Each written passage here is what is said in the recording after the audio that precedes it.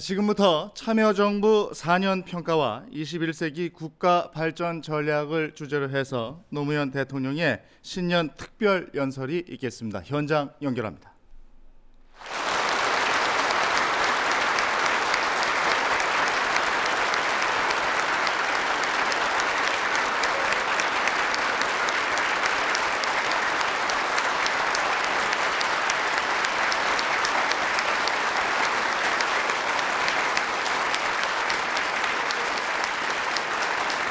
감사합니다.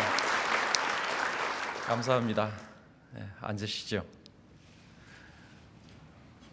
제가 감사하다고 말씀 안 드렸으면 박수 계속 치실 것 같아요. 전부 어떻게 노사모만 왔나 봐요. 감사합니다. 국민들께 인사 먼저 드리고 그렇게 말씀드리겠습니다. 존경하는 국민 여러분, 안녕하십니까?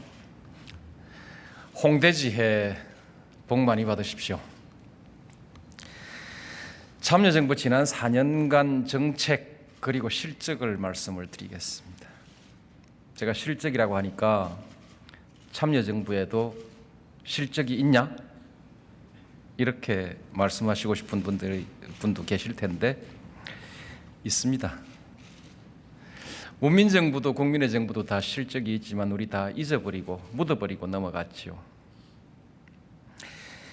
지난 일을 보고 드릴 것입니다. 그러나 비전과 전략을 가지고 일을 했기 때문에 또 비전과 전략이 나올 것입니다.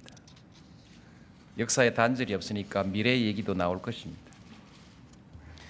연설문을 또박또박 읽었으면 좋겠는데 1시간 동안 제가 할 텐데 그렇게 읽으면 너무 지루할 것 같아서 이렇게 메모를 가지고 말씀을 드리도록 그렇게 준비를 했습니다. 원고를 다 썼습니다. 2시간 분량인데요. 앞으로 이걸 1시간 안에 다 말씀을 드리도록 하겠습니다.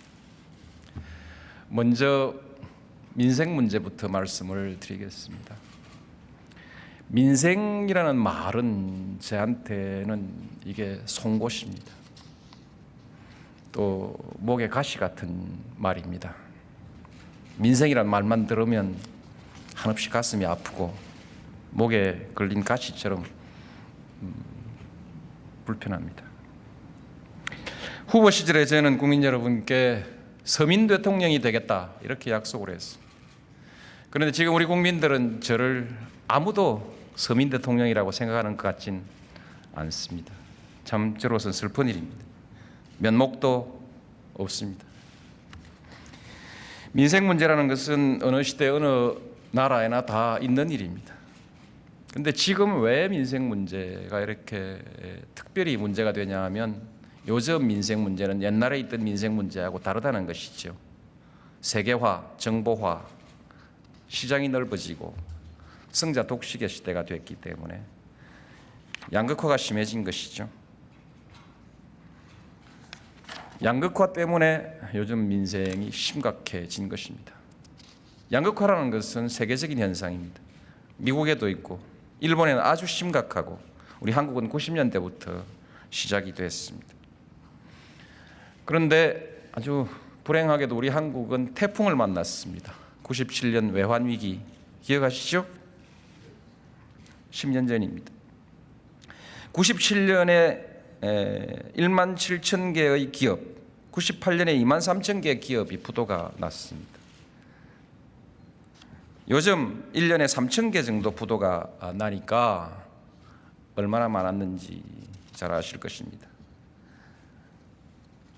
그냥 평소에 있던 실업자 50만 명에 100만 명이 보태져서 150만 명의 실업자가 길거리에 나오게 됐습니다.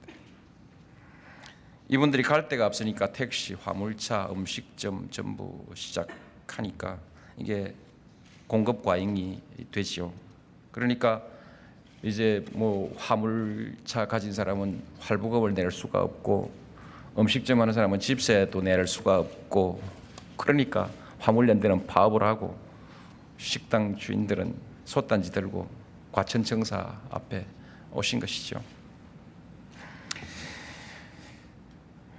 외환위기에서 살아남은 기업들이 정규직 채용을 꺼리고 전부 비정규직을 채용하니까 비정규직이 늘어나서 작년에는 546만 명까지 늘어났습니다. 최근에 와서 조금 줄어들고 있습니다. 97년 외환위기가 기업 부도라고 한다면 2003년도의 신용불량자 사태라는 것은 가계 부도라고 이렇게 말해야 될 것입니다. 그러니까 개인이 부도가 나니까 소비가 줄어들고 소비가 줄어드니까 투자가 줄어들고 투자가 줄어드니까 다시 기업이 어렵고 악순환에 걸린 것이죠. 나름대로의 대책을 말씀드리겠습니다. 첫 번째는 경제입니다. 경제가 잘 되면 민생이 좀 좋아지지요. 그러나 경제가 잘 된다는 것이 그렇게 쉬운 문제가 아니죠. 가장 중요한 것은 양극화 문제가 해소가 되어야 됩니다. 경제만 좋아진다고 결코 민생 문제가 해결되는 것은 아닙니다. 양극화 문제가 해결이 돼야 민생 문제가 해결이 되는 것이죠. 양극화를 해소하려면 함께 가는 경제를 만들어야 됩니다. 동반성장, 상생협력, 균형발전 이런 정책이 성공을 해야 되는 것이죠. 그래야 함께 가는 것이죠. 그리고 일자리가 많은 경제를 만들어야 됩니다. 실업이 많을 때 양극화가 가장 심해지는 것이니까요. 비정규직 영세자영업자 문제, 부동산, 사교육비 문제 해결돼야 되고 사회안전망을 확충하고 개개인의 직업 능력을 향상시켜줘야 됩니다. 어려운 사람, 낙오한 사람한테 새로운 기회를 가질 수 있도록 말하자면 패자부활전을 할 수 있게 이렇게 정부와 사회가 도와줘야 됩니다. 양극화를 해소하자면 경제정책만이 아니라 사회정책까지 포함해서 수많은 정책을 총동원하지 않으면 안 됩니다. 1시간 안에 다 말씀드릴 수가 없습니다. 그러나 되는 대로 말씀을 드려보겠습니다. 대책을 본격적으로 말씀드리기 전에 한두 가지 우리가 가지고 있는 오해를 좀 푸는 것이 필요하다 이렇게 생각합니다. 민생 파탄이라는 말을 쓰시는 분들이 있는데 이건 조금 과장된 것입니다. 지금이 민생 파탄이면 외환위기 때에는 뭐라고 표현하면 좋을까요? 표현할 수가 없지요. 또 2003년 그때와 지금은 비교할 수 없이 지금이 좋아졌기 때문에 지금을 파탄이라고 이렇게 말하는 것은 조금 지나치다. 그렇게 말씀을 드리고 싶습니다.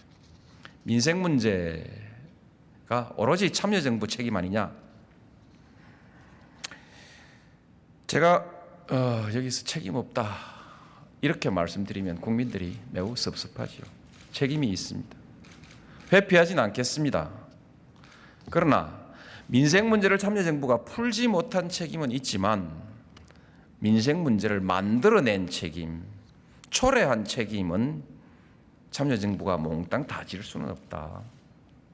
이 점은 밝힐 건 좀 밝히자 이렇게 말씀드리고 싶습니다. 국민들이 당신 책임이야 이러면 받아들이겠습니다. 그런데 스스로 외환위기를 초래하고 이 원인을 만든 사람들이 지금 저한테 민생 파탄 이렇게 얘기하면서 책임지라고 얘기하니까 저로서는 조금 불만이죠. 승복하기가 어려운 것이죠. 그 적반하장 아니오. 그렇게 말씀드리고 싶은 것이죠. 대책이나 내놓으시면 제가 열심히 실행은 하겠습니다. 그러나 좋습니다. 경제만 좋아지면 민생 문제가 다 해결되는가? 그런 것은 아닙니다. 경제가 좋아져도 해결되지 않는 민생이 있습니다. 역시 양극화 그 얘기입니다. 요즘 기업들 사정은 상당히 많이 좋아졌다고 하지만 민생 문제는 더 어려운 사람은 더 어려워집니다. 이것만 설명하는데 또 몇 분 해야 되는데 넘어가겠습니다. 민생 문제를 너무 쉽게 말해서도 안 됩니다. 민생 문제는 그렇게 쉽게 풀리는 문제가 아니고 시간을 두고 차근차근 풀어나가야 됩니다. 내가 집권하면 금방 푼다. 옛날에 많이 들어본 소리입니다.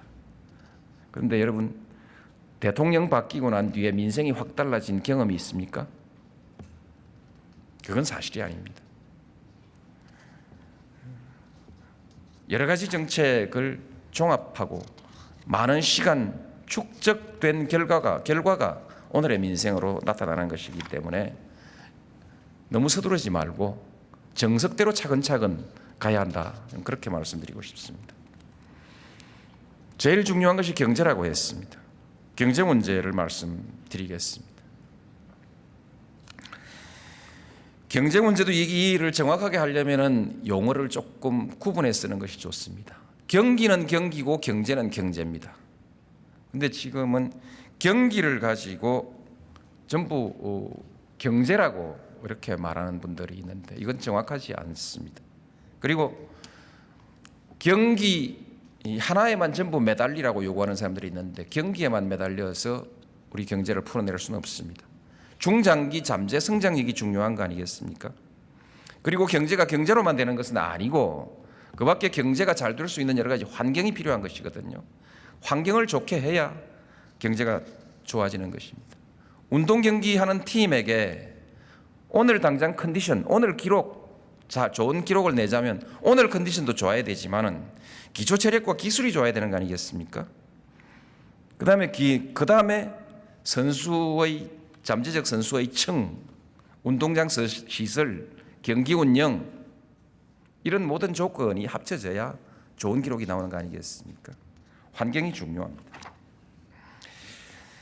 그래서 단기적인 경기를 가지고 전체 경제를 말할 것이 아니라 멀리 보고 종합적인 전략으로 대책을 세워야 한다. 그렇게 생각합니다. 다 알고 계시죠? 당연한 얘기인데 많은 사람들이 단기적인 경기 상황을 마치 경제의 전부인 것처럼 그렇게 생각하고 경제를 단정적으로 평가해서 우리한테 많은 혼란을 주고 있기 때문에 그래서 제가 다시 설명을 드린 것입니다. 그래서 저는 오늘 거시경제 성장 잠재력 그리고 더 좋은 경제를 위한 경제 환경 이 세 가지로 나누어서 말씀을 드리겠습니다. 경기관리, 거시경제관리에 대해서 말씀을 드리겠습니다. 참여정부 경기관리만큼 혼란스러운 것이 없습니다. 어느 때는 인위적인 경기부양 안 한다 이런 제목으로 은근히 참여정부가 경제에 관심이 없다 이런 비난 쪼의 보도가 나오다가 또 어느 때는 선심성 경기부양책 아니냐 이런 지적을 또 해옵니다. 그러니까 국민들이 헷갈리는 것이죠. 이것은 좀 정확하게 말해야 합니다. 참여정부가 말한 것은 무리한 경기부양책을 쓰지 않겠다 이렇게 말했습니다. 무엇이 무리한 경기부양책이냐? 원칙을 벗어난 후유증이 있을 수 있는 것을 무리한 경기부양책이라고 그렇게 말할 수 있습니다. 왜 제가 그것을 강조했냐? 왜 무리한 경기부양책을 쓰지 않겠다고 말했냐 하면은 과거에 무리한 경기부양책 때문에 우리 경제가 골병이 들었던 일이 있기 때문에 골병이라는 말은 괜찮죠? 괜찮은 말이죠? 예. 꿀릴 거 없다 그랬더니 또 무슨 신문이 하도 나무라길래 골병도 안 되는가 싶어서 국어하기가 힘듭니다. 노태우 대통령 시절에 삼저 호황과 신도시 건설로 인해서 경기가 과열되고 있는데 여기에다가 정시부양 그리고 제조업 경쟁력 강화 대책 무슨 4.4 조치인가 이런 것을 했었죠. 그걸로 부동산 값이 엄청나게 올라가고 92년도에 심각한 불황이 왔습니다. 그래서 김영삼 대통령 되고 난 뒤에 부실기업 받았다 이렇게 말씀을 하셨죠. 그렇게 말씀해놓고 또 김영삼 대통령은 신경제 100일 취임하자마자 했거든요. 그것도 역시 후유증이 남았죠. 그래서 경상수지 적자가 사상 최대로 쌓이다가 결국 외환위기까지 와버렸지 않습니까? 국민의 정부에서도 99년에 부동산 규제를 풀어버렸죠. 그리고 카드 대출, 길거리에서 카드 파는 것 이런 것까지 전부 방치해 버렸습니다. 그거 하면 소비가 일어나니까요. 경기가 좋아지니까요. 그런데 그 덕분에 2002년도에는 7%까지 성장이 되긴 됐는데 2003년도에 내려와갔죠. 3.1% 성장했습니다. 그건 뭐 제 탓입니다. 제 임기니까요. 그래서 참여정부는 이런 거 안 하겠다. 그래서 무리한 경기부양책 쓰지 않겠다. 저는 원칙을 지켰다. 이렇게 생각합니다. 그래서 참 어려운 일도 많았습니다. 접대비 50만 원 이상 명세서 내는 정책에 대해서 경기가 이렇게 나쁜데 당신 지금 무슨 짓 하는 거냐. 성산업, 성매매 산업 그거 단속하니까 지금 경기가 엉망인데 성산업 단속하고 있느냐 이렇게 얘기하고 2004년도에는 이제 경제위기론이 나옵니다. 경제위기론이 계속 나와가지고 그렇게 해서 비난을 받고 아마추어 정부 이런 말도 나왔었죠. 버텼습니다. 이렇게 버틴 것이 우리 경제 체력을 튼튼하게 지켜줄 것이라고 생각합니다. 저는 이 효과가 지금부터 나올 것이라고 생각하고 다음 정부에서 제대로 효과가 나올 것이라고 저는 그렇게 생각합니다. 참여정부가 적어도 경기 관리에 있어서는 넘겨받은 위기를 무난히 관리했다. 저는 이렇게 생각합니다. 북핵 위기 그때 이미 신용불량자가 284만 명, 당연히 소비가 내리막이죠. 그리고 은행이 해외에서 돈 빌리는데 거기에 가상금리가 엄청나게 올라버려 가지고 사실상 우리 은행이 해외에서 돈을 빌릴 수가 없었습니다. 이런 상태에서 카드 회사 채무, 카드채라는 것이 90조가 부도가 난다, 안 난다 이렇게 우리 경제에 불안을 주었습니다. 어쨌든 그럭저럭 다 극복을 했습니다. 지금 하고 있는 것은 다시 이런 위기가 오지 않도록 관리하자. 이제 다음 정부에는 이런 위기와 부담을 넘기지 말자. 그게 제가 하고자 하는 목적입니다. 목표이고 지금도 부동산 때문에 금융이 어찌 된다 또는 환율 때문에 우리 수출이 어찌 될지 모른다 불안감을 가지고 있는데 전 정부가 이 자리에 강요들 나와 계십니다만 전 정부가 신경을 바싹 곤두세우고 그야말로 전력을 다해서 그런 일 없도록 예방 조치를 하고 있습니다. 우리 경제를 보고 파탄이라고 말하는 사람들이 있는데요. 이거 좀 억울합니다. 2002년도에 1,600억 달러 수출이 지난해 3천억 달러를 돌파했죠. 2004년 2천억 달러가 된 지 딱 2년 만에 3천억 달러를 넘어섰습니다. 4년간 경상수지 합계가 600억 달러를 넘어섰습니다. 외환 보유액은 1,200달러에서 2,400억 달러로 2배 정도 늘었습니다. 종합주가지수는 600선이었는데 지금 1,400선이죠. 2배를 훨씬 넘었죠. 주가가 경제의 가장 정확한 체온이라고 그렇게 얘기를 하죠. 실업률은 3.4% 그리고 현대건설, 하이닉스, LG카드, 대우건설 이런 부실기업이 다 정상화됐습니다. 그동안에 기름값이 2배 이상 오르고 환율은 또 한참 떨어지고 이런 악조건을 디디고 이루어낸 성과입니다. 기름값 때문에 우리 국민들의 소득이 경제는 성장하는데 소득이 오르지 않아서 국민들이 고생을 참 많이 하셨죠. 그러나 어쨌든 우리가 이렇게 잘 넘어왔습니다.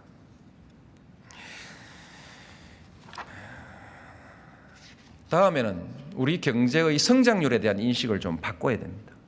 2003년에 3.1% 했고 2004년에 4.6%, 2005년에 4%, 2006년에 5% 정도 했는데요. 평균치면 4.2%입니다. 이 4.2%는 OECD 국가에서는 상당히 높은 국가입니다. 7번째이죠. 5%가 되면 OECD 국가에서 최고 수준입니다. 그리고 지금 선진국하고 있는 나라들이 국민소득 1만 5천 내지 2만 달러 시대의 평균 성장률은 3.2%였습니다. 우리는 올해 말에 2만 달러까지 갈 겁니다. 그러니까 국민소득 2만 달러 하는 나라가 6%, 7% 성장 안 한다고 아우성치면 이건 좀 곤란하다는 것이죠. 그래서 지금을 파탄이라고 한다면은 앞으로 우리 경제는 영원히 파탄이다. 왜냐? 5%가 파탄이니까 그 이상 못 올라가면 계속 파탄이지 않습니까? 이제 우리 생각을 조금 바꾸지 않으면 안 되겠다. 저는 그렇게 생각합니다. 정치하는 사람이든지 언론하는 사람이든지 위기다, 파탄이다 이런 얘기를 쓸 땐 좀 조심해야 됩니다. 경제는 쉽니다. 이렇게 하지 않습니까? 위기니까, 파탄이니까 투자할 사람 투자 안 하고 소비할 사람 소비 안 하니까 경제가 더 나빠지지 않겠습니까? 2004년도에 위기다, 파탄이다 얘기를 참 많이 했었죠. 사실이 아니거든요. 그래서 제가 아니다 이렇게 얘기했습니다. 대통령이 못 들은 척하고 넘어가면 될 텐데 왜 아니다고 말했냐? 저는 아니다고 얘기해서 이 심리적인 악영향을 좀 차단해보자. 경제가 심리라는데 자꾸 위기 파탄하니까 소비가 줄어들고 경제가 나빠질 거 아니냐. 그래서 그거 막아보자고 파탄 위기 아닙니다 했다가 떡이 됐다 이렇게 말하는 거 있죠. 야당한테도 엄청나게 맞았고요. 우리 언론한테도 엄청나게 맞았는데 그분들한테야 제가 밤낮 없이 맞는 게 일이지만은 우리 국민들도 때립니다. 국민들도 아니 위기가 아니라고 내가 이렇게 고달퍼 죽겠는데 위기가 아니라고 화가 나신 거죠. 제가 좀 서툴렀던 것 같습니다. 실제로 조금 전에 말씀드린 대로 기름값이 높으니까 성장은 해도 남는 게 없었다는 것이죠. 그런 어려움이 있어서 제가 혼이 났습니다. 또 한 가지 2003년, 2004년에 외국 투자자들은 우리 증시에 투자를 계속 했습니다. 우리 한국 국내 자본은 투자를 안 했습니다. 그래서 이렇게 얘기했습니다. 영어로 신문 보는 사람은 우리 한국에 투자를 하고 한글로 신문 보는 사람은 한국 증시에 투자 안 한다. 그런데 2005년에 주가가 엄청나게 뛰어버리는 바람에 외국 투자자들은 엄청나게 벌었고 한국 투자자들은 속이 많이 상했죠. 그래서 여기에 대해서 우리 경제를 위기다, 파탄이다 이렇게 저주하고 계속 신문에 기사 쓴 사람들 우리 국민들한테 손해본 만큼 좀 물어내야 하는 거 아닌가요? 이제 다음에는 우리 경제의 성장 잠재력에 관해서 말씀드리겠습니다. 한국 경제의 경쟁력을 강화하는 대책 그렇습니다.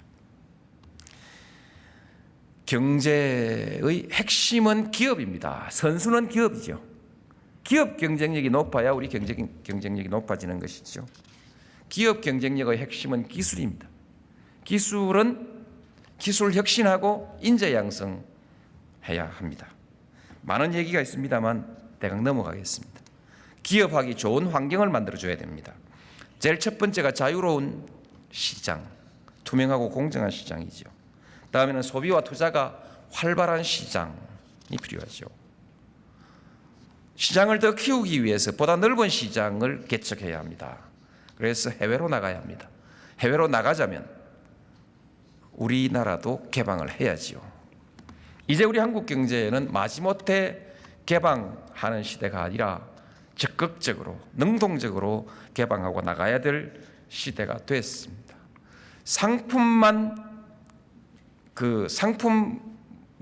개방하고 나갈 것이 아니라 이제 투자도 적극적으로 해외로 하지 않으면 우리 경제를 꾸려가기가 어려운 시대가 됐습니다.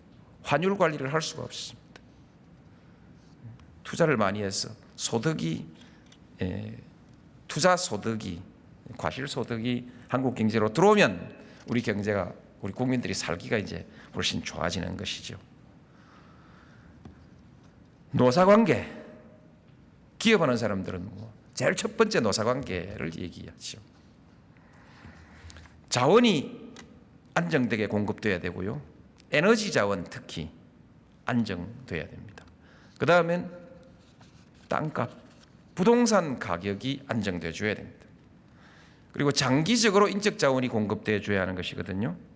그것을 위해서 보육을 잘해 주어서 여성들이 일하러 나올 수 있게 해줘야 되고, 우리 병력 자원도 좀 효율적으로 쓰고, 그리고 정년 연장, 출산율 높이기, 이런 여러 가지 정책들을 총동원해서 결국 미래의 우리 일꾼들을 어떻게 확보할 거냐, 어떻게 우수하게 만들 거냐, 이것이 성장 잠재력이죠.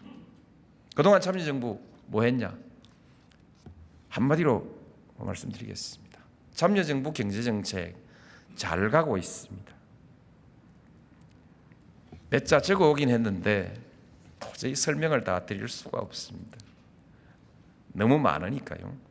큰 제목만 말씀을 드리죠. 혁신주도형 경제정책으로 완전히 돌아섰습니다. 국민의 정부에서 시작한 것인데요. 참여정부에서는 혁신주도형 경제로 우리 경제가 완성이 됩니다. 모든 경제정책이 양적 성장이 아니라 기술과 인재 중심의 질적인 발전 전략으로 이렇게 나가고 있습니다. 이제 따라가는 경제가 아니라 우리 경제가 앞서가는 그런 경제입니다. 앞서가는 경제는 어렵죠. 왜냐하면 세기를 내야 하니까요. 연구개발 예산은 2002년도에 약 6조 원에서 올해 10조 원 규모로 한 60% 정도 늘렸습니다. 과학기술부 장관 부총리가 됐고, 그밖에 산학연, 혁신체계, 대덕연구개발 특구, 혁신클러스터, 과학기술평가 시스템, 다 말씀드릴 수가 없고요. 이공계 출신 우대 정책, 스위스 국제경영개발원은 우리의 기술 경쟁력을 2003년 27위로 평가했는데 지난해에는 6위로 평가했습니다. 국제 특허의 출원 건수가 세계 6위가 됐습니다. 어떤 교수 한 분이 한국이 세계 7대 기술 강국에 들어갔는데 왜 그 자랑하지 않느냐 이렇게 물어봅니다. 그래서 7대 강국 맞느냐고 물었더니 이거 다 종합하면 7대 강국이라고 말할 수 있지만, 그러나 딱 누가 네 7등이다 이렇게 이름 매겨준 사람이 없으니까 그거 잘못 꺼냈다가 코다칩니다. 그래서 7대 강국 이렇게 말하지 않겠습니다만 그 점 같다 이거죠. 네. 물론 참여정부에서 다 잘한 거 아닙니다. 민정부에서도 했고요. 가장 결정적으로는 국민의 정부입니다. 국민의 정부의 나노 기술 투자, 그리고 IT, 말하자면 광대역 통신망의 확충, 이런 것이 오늘날 IT 산업을 세계 최고 수준으로 끌어올리는 동력 아니겠습니까? 그러면 참여정부 너는 뭐하냐? 우린 10대 성장 동력이 있습니다. 와이브로가 있습니다. DMB도 나오고요. 그밖에 하여튼 10가지 다 못 외웁니다. 넘어가겠습니다. 뭐 했다 이렇게 말씀드리려면은 한 10시간 정도 주시면 저도 적어와서 말씀을 드리겠는데, 저도 10시간 하면 힘들고 10시간 들어주실 분들도 없고 대강 넘어가겠습니다. 기업하기 좋은 환경을 위해서 민주주의와 시장경제, 국민의 정부에서 내놓은 것이죠. 참여정부에서는 투명하고 공정한 시장을 더욱더 강화했습니다. 높아졌죠? 투명성이 높아졌죠. 그렇습니다. 이상더 정경유착도 없고 관치경제도 없고 관치금융도 없습니다. 기업들은 더 이상 청와대 눈치 보지 않습니다. 청와대 대출 좀 알선해달라고 부탁하는 사람도 한 사람도 없습니다. 청와대가 별 볼 일 없게 된 겁니다.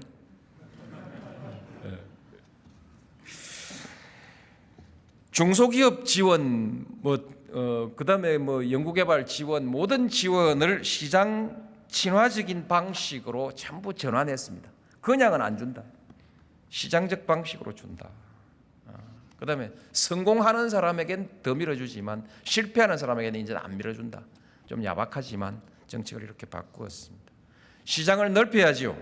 그래서 한칠레 FTA에 이어서 한 싱가포르 FTA 체결했고 한 아세안, 한 카나다 지금 협상이 거의 마무리돼 가고 있는 중이고요.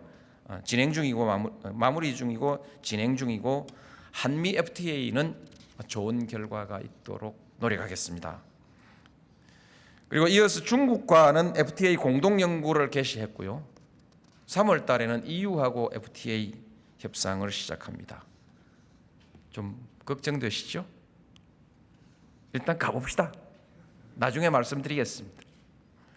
농업이 걱정입니다. 다른 데는 걱정 안 해도 됩니다. 여기저기 얘기를 많이 하는데 실제로 걱정되는 것은 농업입니다. 119조 원 투입하는 농업발전 대책을 만들어 놓고 있습니다. 이 돈을 어떻게 효율적으로 쓸 수 있느냐, 이것이 걱정입니다. 하도 농민들이 아우성치고 우리 국민들이 농민들을 동정하기 때문에 돈을 책정해 놓고 다 써야 될 거 아닙니까? 그러니까 돈을 받아 쓸 수 있는 준비가 안 돼 있으면 효율성이 떨어지게 돼 있거든요. 굉장히 좀 걱정스럽습니다. 감시를 한다고는 하는데 걱정도 됩니다. 어쨌든 농업은 저희가 농민들이 살 수 있도록 책임져 가겠습니다. 노사관계는 2002년 111일이던 근로손실일수가 지난해는 77일로 줄어들었습니다. 노사정 대타협은 아직 성공하지 못했습니다. 그러나 노동법 일부는 지난해 어쨌든 노사 간 합의로 국회에 제출하고 했습니다. 앞으로 점차 나아질 것이라고 저는 그렇게 생각합니다.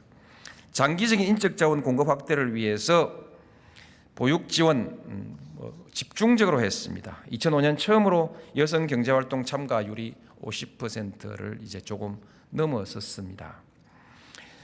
고용허가제, 해외 동포에 대한 방문 취업제, 그리고 학제 개편도 연구하고 있고요. 병역제도 개편은 월말에 곧 발표할 것입니다.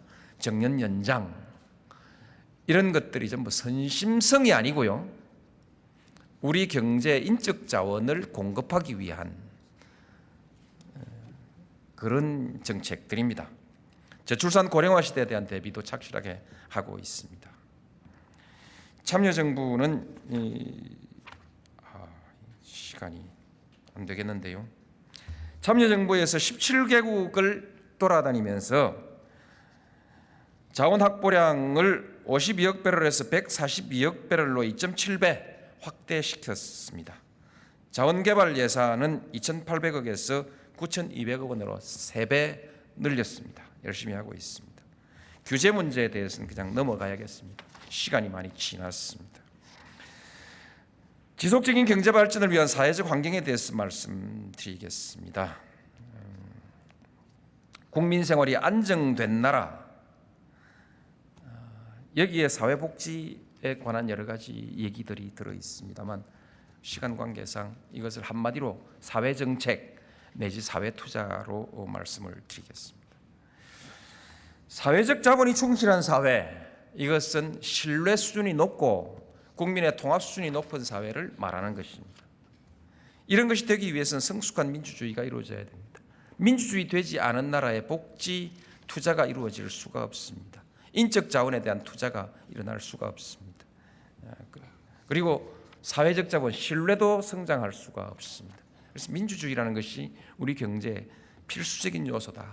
그 다음엔 안보, 평화, 이렇게, 그렇죠. 정부도 일을 잘해야 하니까 정부 혁신해야죠. 참여정부가 바로 이 사회투자 정책에 좀 관심을 많이 가지고 있다고, 너 좌파 정부지? 이렇게 말하는 분들이 있습니다. 참여정부는 분배정부다 이렇게 말하는 분들이 있는데, 분배와 성장을 이분법적으로 완전히 나누고는 절대로 우리 경제에 성공할 수 없습니다. 분배와 성장이 함께 가야 합니다. 조화롭게 갈 때만 우리가 성공을 할 수 있는 것입니다. 앞으로 사회투자 정책, 사회적 자본, 민주주의, 안보정책, 정부 혁신 이렇게 말씀드릴 것입니다만 짧게 말씀드리든 길게 말씀드리든 핵심은 경제는 경제정책만 가지고 되는 것은 아니고 모든 정책이 종합돼야 경제가 잘 된다는 것. 경제 정책만 가지고 경제하는 것은 아니다. 이런 것으로 결론을 내려놓고 들어주시면 좋겠습니다. 사회투자, 결국 사람에 대한 투자인데요.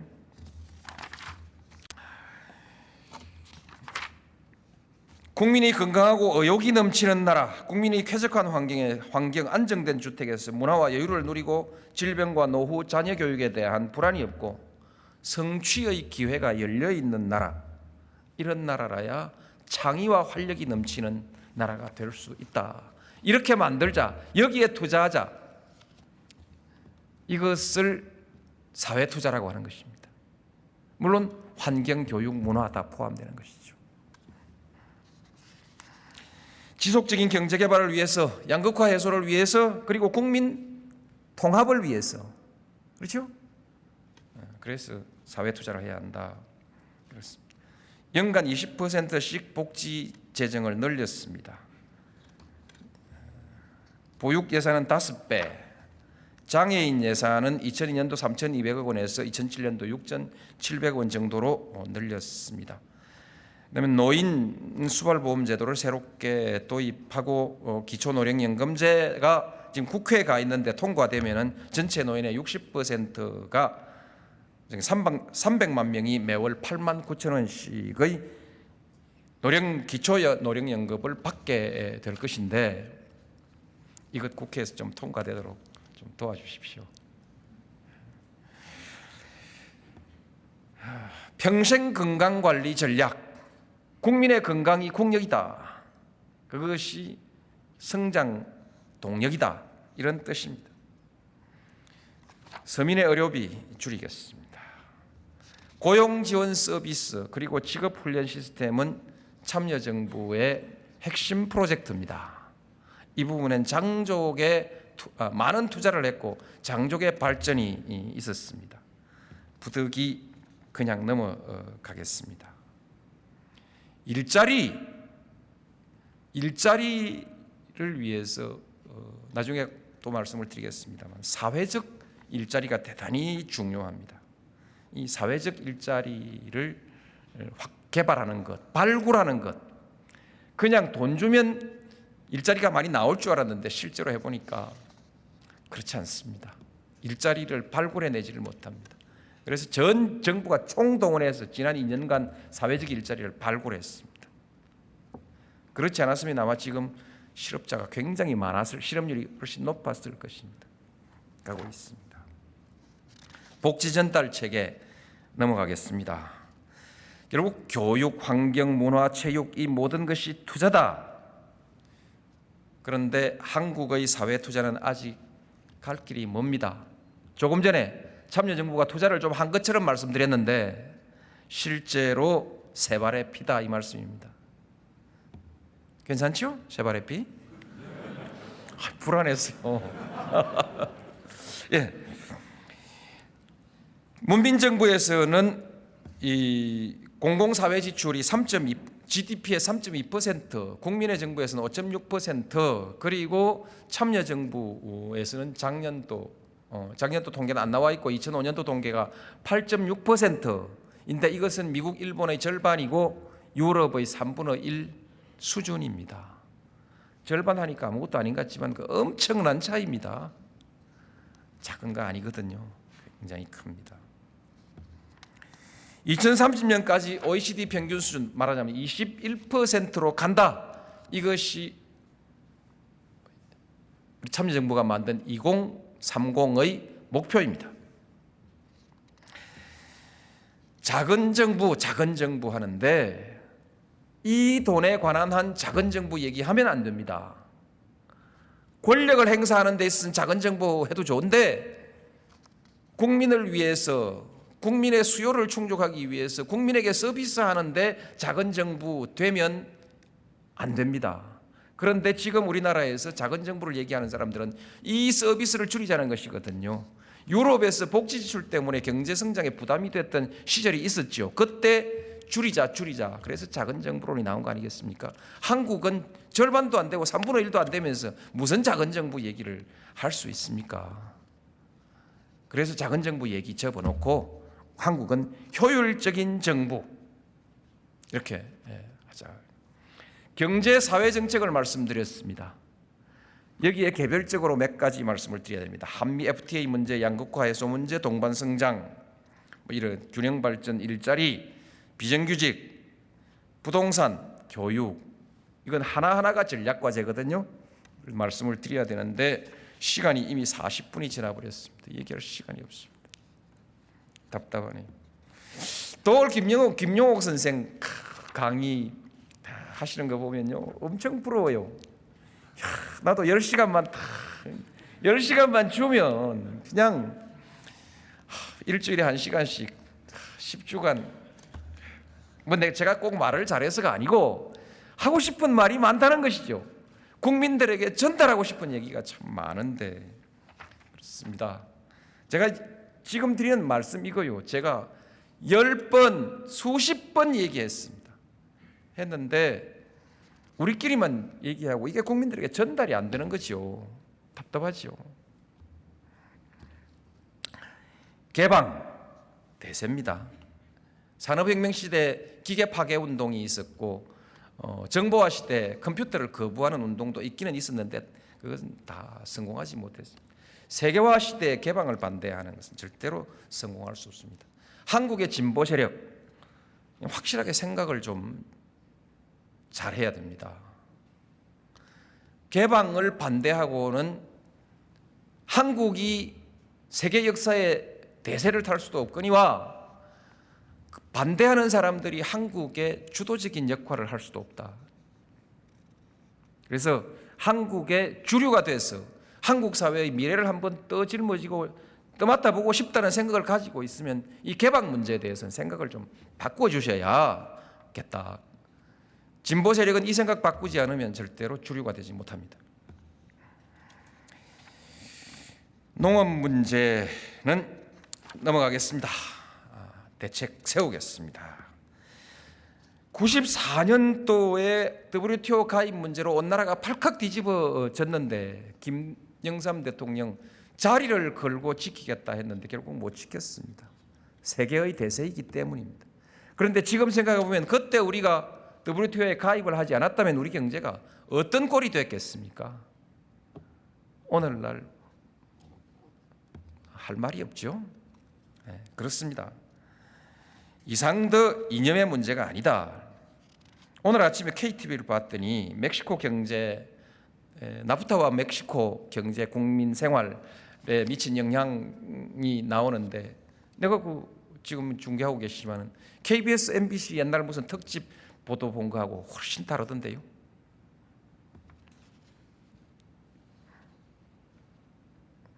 양극화 문제는 넘어가겠습니다.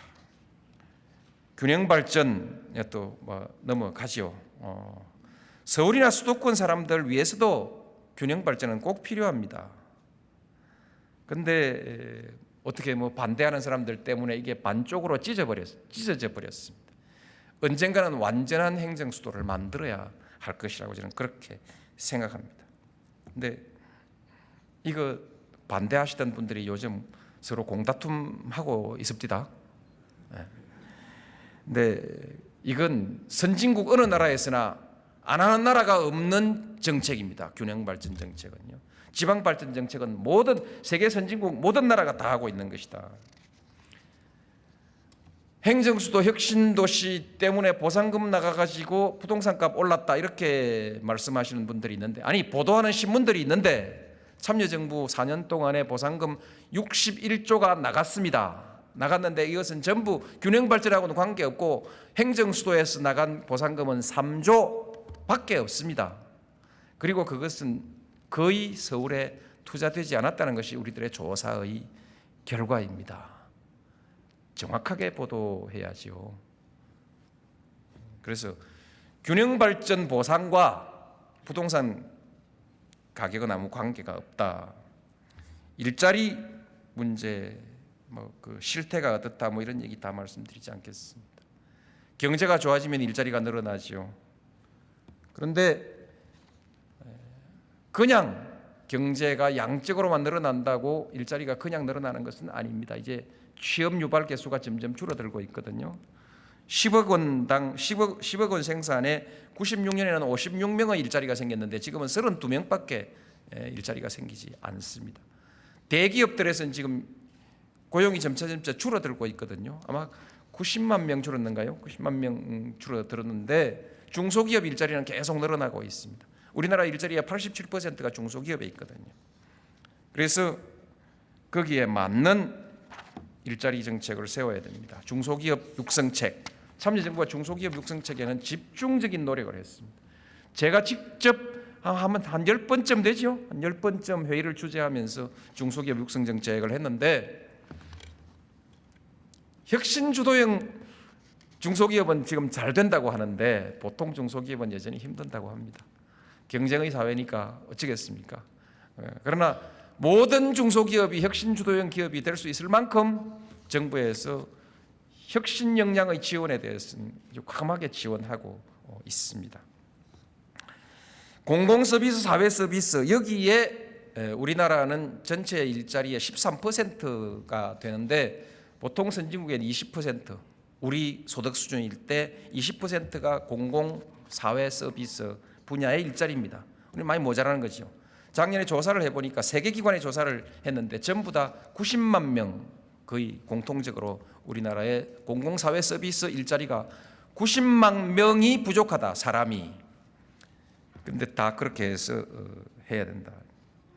고학력 일자리를 위해서 지식기반 서비스 산업을 육성해야 된다. 또는 의료 법률, 의료 교육 등등의 산업을 해야 된다. 이렇게 보건 의료 산업, 교육 산업, 문화 산업 이렇게 이름을 바꾸어가면서 고학력 일자리를 만들어야 한다. 이건 다음은 어때 또 한번 기회가 있으면 하죠. 비정규직 문제는 심각합니다만 조금 좋아지고 있습니다. 조금 좋아지고 있고 이번에 법 통과한 것이 무슨 보도를 보니까 그거 오히려 더 나빠질 거다 이렇게 하는데 좋아지도록 만들겠습니다. 그 법이 긍정적으로 작용하도록 정부도 최선의 노력을 다하겠습니다.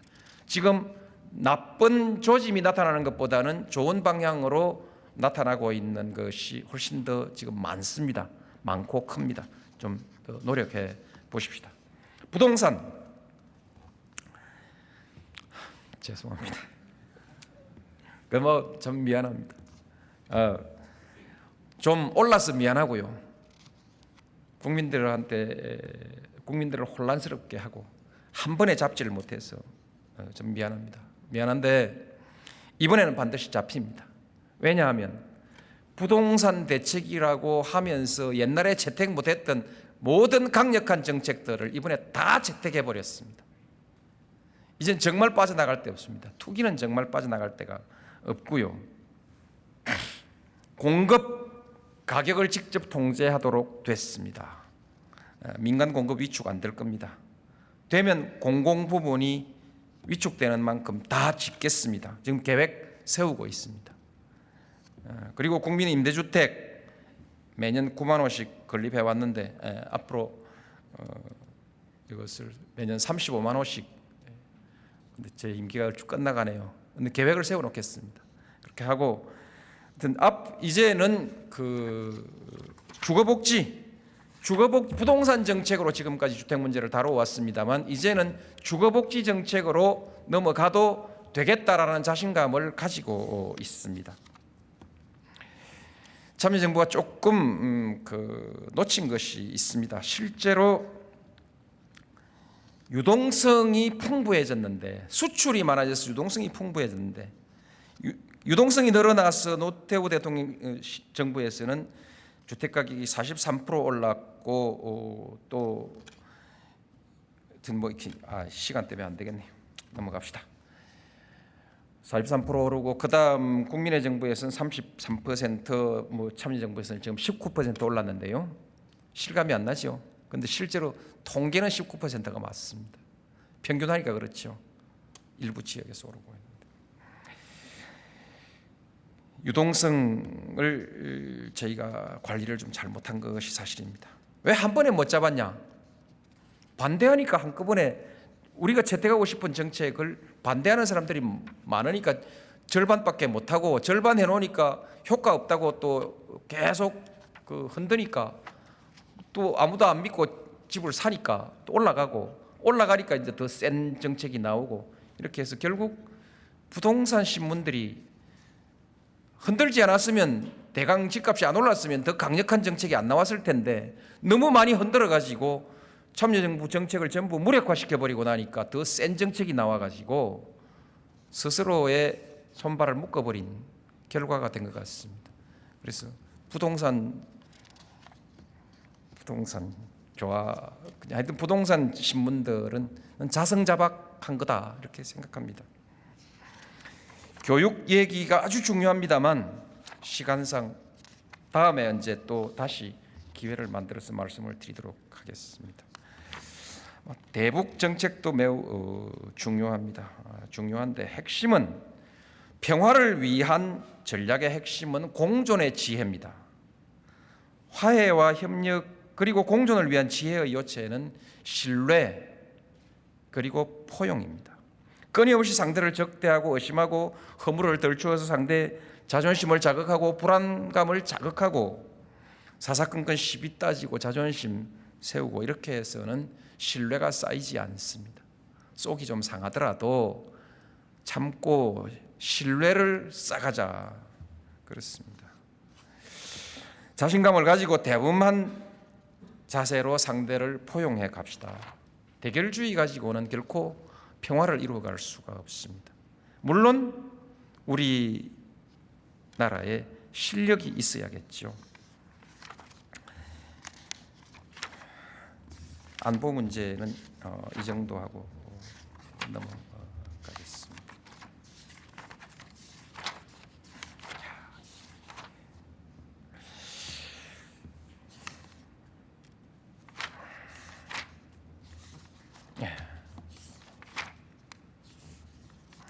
국민소득 2만 달러 시대의 국가발전 전략 그리고 비전 2030을 말씀드리겠습니다. 2만 달러 올해 갑니다. 늦어도 내년에 갑니다. 그런데 환율 덕분 아닙니까? 환율 원화 가치가 올라간 것은 우리 국민들의 역량입니다. 그렇기 때문에 우리 국민이 한 것이라고 봐야 되겠습니다. 이제 3만 달러 시대로 가야 하는데요, 거기에 적절한 전략이 필요합니다. 변화의 시대에는 거기에 맞는 전략이 필요하고, 한국의 약점을 극복할 수 있는, 사회 투자가 부족하고 사회적 자본이 낮은 이 약점을 극복할 수 있는 전략이 필요합니다.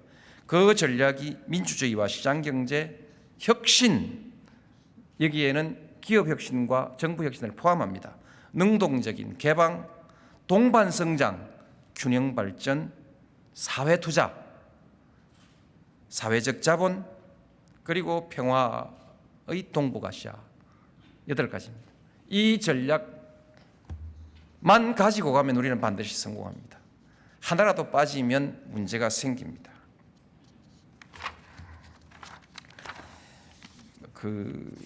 민주주의 시장 경제에 대해서는 아직도 재계와 우리 농민 또는 노동계에서 양쪽에서 반대가 있기 때문에 이걸 빼질 못하고 그냥 넣어놓고 있습니다.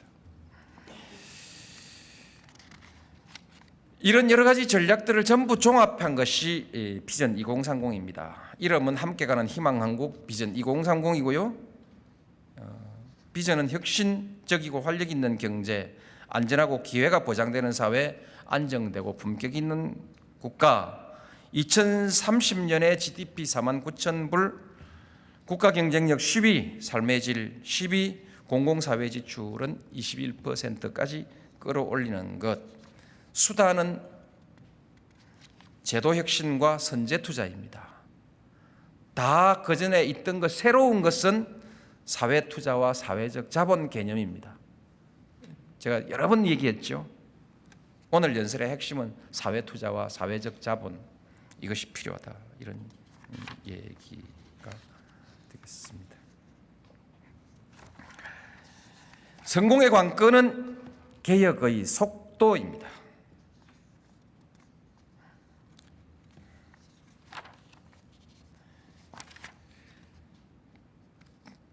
출산율 문제, 국민연금, 4대 보험 징수, 그밖에 여러 가지 개혁의 얘기들이 있는데 제가 아무래도 시간 조절을 잘 못한 것 같습니다. 헌법 개정도 이런 취지에서 해야 될 개혁은 제때 해야 미래에 가서 문제가 생기지 않는다. 그런 취지로 내놓은 것입니다. 우리 헌법엔 고쳐야 할 조항이 아주 많습니다. 왜냐하면 지난번 그 민주화 과정에서 대충 손질한 불완전한 헌법이기 때문입니다. 그래서 이번에 1단계 개헌을, 그런데 1단계 개헌을 하지 못하면 앞으로 20년 동안 또 개헌할 기회가 없다는 것입니다. 그래서 개헌안을 내놓은 것이죠. 여야의 모든 지도자들이 또 아마 대부분의 신문들이 다 지금까지 하자고 해온 내용 이번에 내놓은 것입니다. 그런데 꺼내놓으니까 전부 입을 다 물어버렸습니다. 무엇이 대통령이나 여당한테 유리한 것인지, 또 무엇이 야당에게 불리한지 아무리 물어봐도 대답을 하지 않습니다. 장차라도 개헌할 거냐 물어도 대답도 하지 않고요. 한다면 어떻게 할 거냐 그것도 대답하지 않습니다. 이때까지 한다고 하던 사람들이 왜 갑자기 벙어리가 되어버렸냐 이거죠. 공당이 그러면 안 되죠. 차기 지도자가 되려는 사람들도 이와 같은 문제에 대해서는 대답을 해야 합니다. 만일 제가 개헌 제안을 하지 않았다면 이후에 다음 정부에서 개헌 얘기가 나올 때마다 그때 노 대통령이 했어야 되는 건데 안 했다고 그렇게 나무라지 않겠습니까? 그때 노가 했어야 되는 건데 징부를 방기한 것이라고 무슨 신문이 쓰지 않겠습니까?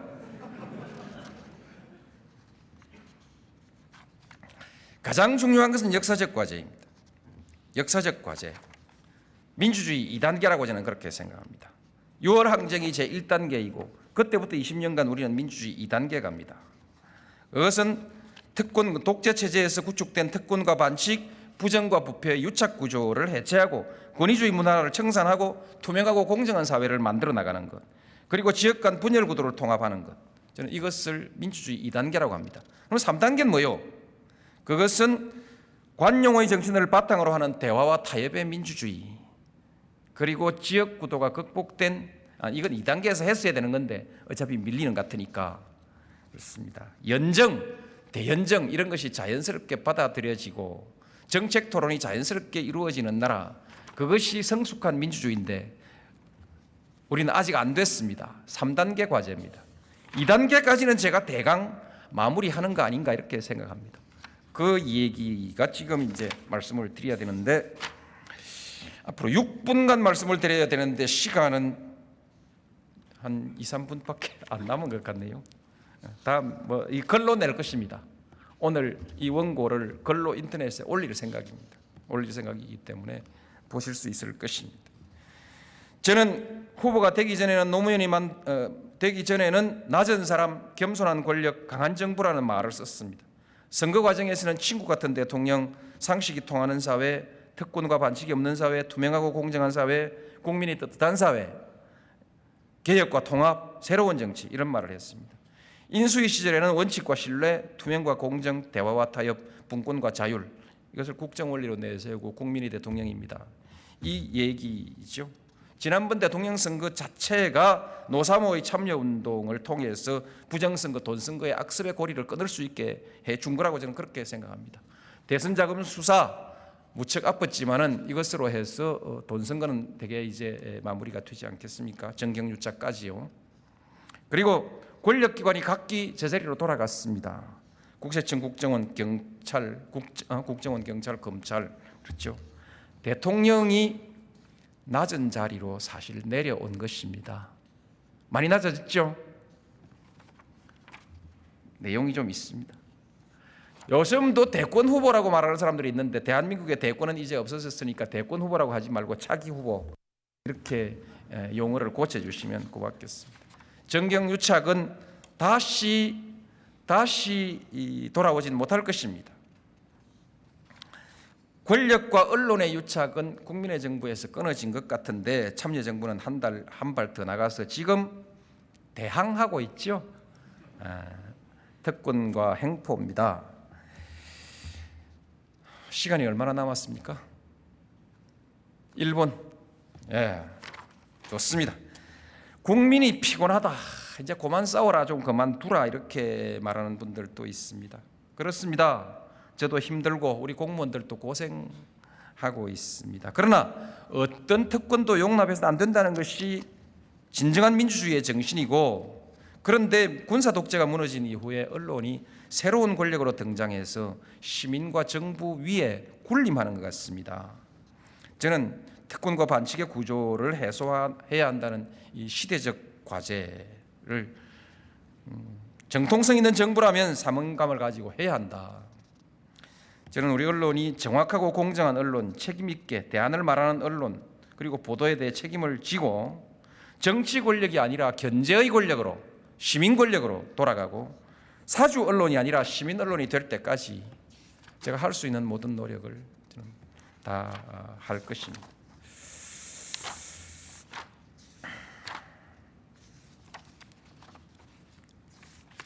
아쉽네요. 제가 처음 대통령에 당선됐을 때 많은 분들이 성공한 대통령 되라, 그렇게 축복을 해줬습니다. 그런데 어쩐지 저는 그때 대답을 못했습니다. 그런데 지금 보니까 제 불안한 예측이 맞았는지, 불행하게도 불안한 예측이 맞아서 아무도 저를 성공한 대통령이라고 말하지는 않는 것 같습니다. 역사에 남을 대통령이 되라, 이렇게 요새 그렇게 얘기합니다. 아니면 역사는 평가할 것이다, 이렇게 위로해 줍니다. 그러나 어떻든 저는 지금 저의 관심은 성공한 대통령 그리고 역사의 평가가 아니라 남은 기간 맡은 바 책임을 다하는 것입니다. 이 시대가 정리하고 넘어가야 할 국가적 과제를 뒤로 넘기지는 않겠습니다. 그리고 국민과 다음 정부의 큰 부담과 숙제를 남기지 않는 그런 대통령이 되겠습니다. 저는 국민 여러분에게 한 약속, 그리고 이 시대가 제게 부여한 사명을 다하기 위해서 열과 성을 다할 것입니다. 여러분, 오늘 좋은 밤 되시기 바랍니다. 아마 여러분 기다리는 다음 프로그램들은 이제 곧 이어서 방영될 것입니다. 저도 또 가서 여러분과 함께 볼 겁니다. 여러분 새해 복 많이 받으십시오. 네, 만사형통 감사합니다.